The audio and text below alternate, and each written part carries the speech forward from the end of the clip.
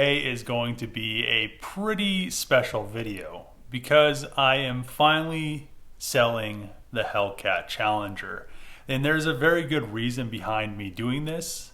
It is because I need garage space. I'm out of garage space. Not really out of garage space, but yeah, actually technically I'm out of garage space. So I have places to park stuff outside, but to be able to park cars like the Charger, now that it's getting very close to coming home, and the Durango Hellcat, it will be very close to coming home as well pretty soon.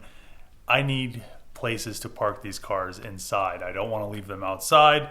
I live in a very good neighborhood. I don't really think if I left them outside anything would happen to them, but there's always that chance. I have been seeing more and more stuff on the internet of people posting, this guy posted his Demon 170 and people were asking where his address was to steal the car. It's getting ridiculous. So not really worried about it, but still kind of, it's in the back of your mind. I'd rather have the car parked in the garage.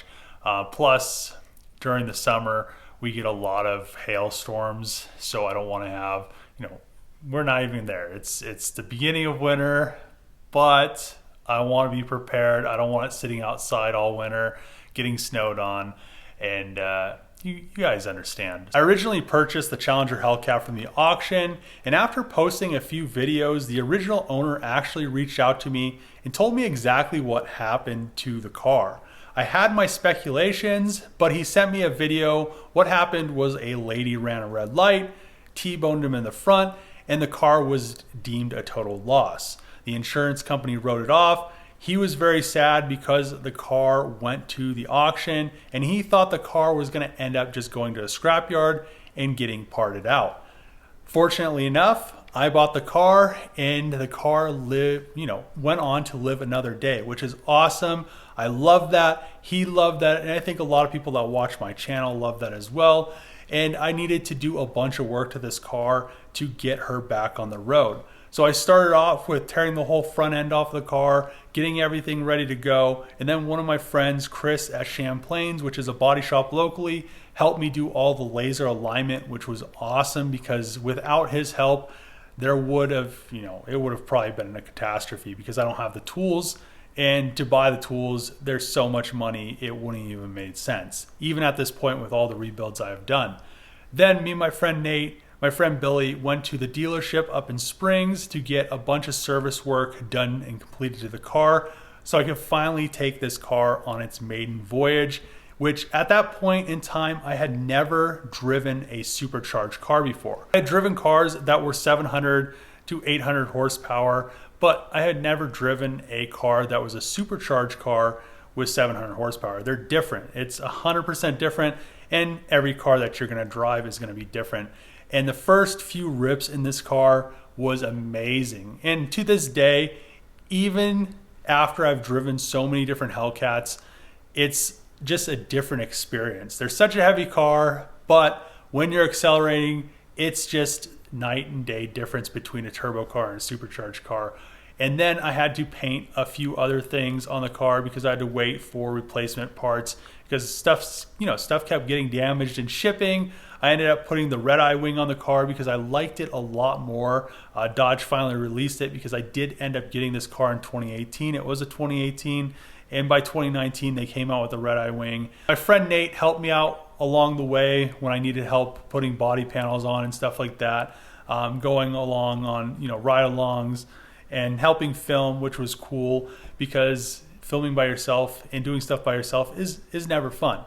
Then I was able to take the car to a bunch of car meets, take it, cruise it around, take it to the drag strips, take it to race week, take it to all of these events, which was really fun. I also took it to a few drift events, which I'm very surprised at how well Challengers, Magnums, and Chargers drift. They have a few flaws with the suspension geometry and how the suspension's set up, but at the end of the day, they are a very fun car to drift. I really want to eventually build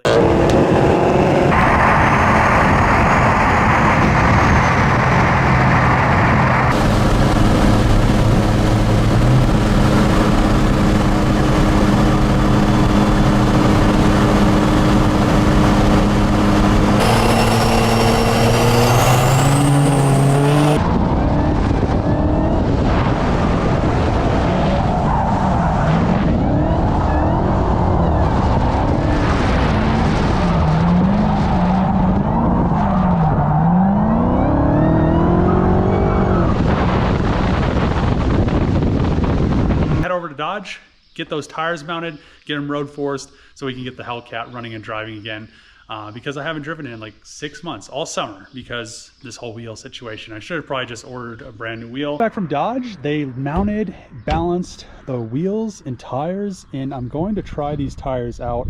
I talked to Otoro at SEMA, and it sounds like these are supposed to be just as sticky as Nenno's, but for half the price. For a pair of them, I think it was like 300 bucks. And they're 300 tread wear. They also have a 100 tread wear option, which nobody else offers in a 315/35, which is really cool. I haven't tried them out, but I really wanted to try these things out. So let's get them mounted on the Challenger and finally get her off jack stands. 315s look so much better on Hellcats. They're nice and flush. It just makes so much more of a difference. So what I'm gonna do is finally remote start this thing, because it's been a long time. Ooh, it's not gonna do it. She's been sleeping too long. She's gonna be very angry.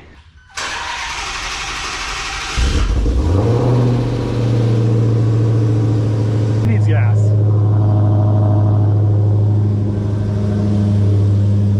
Oh, it's almost full too.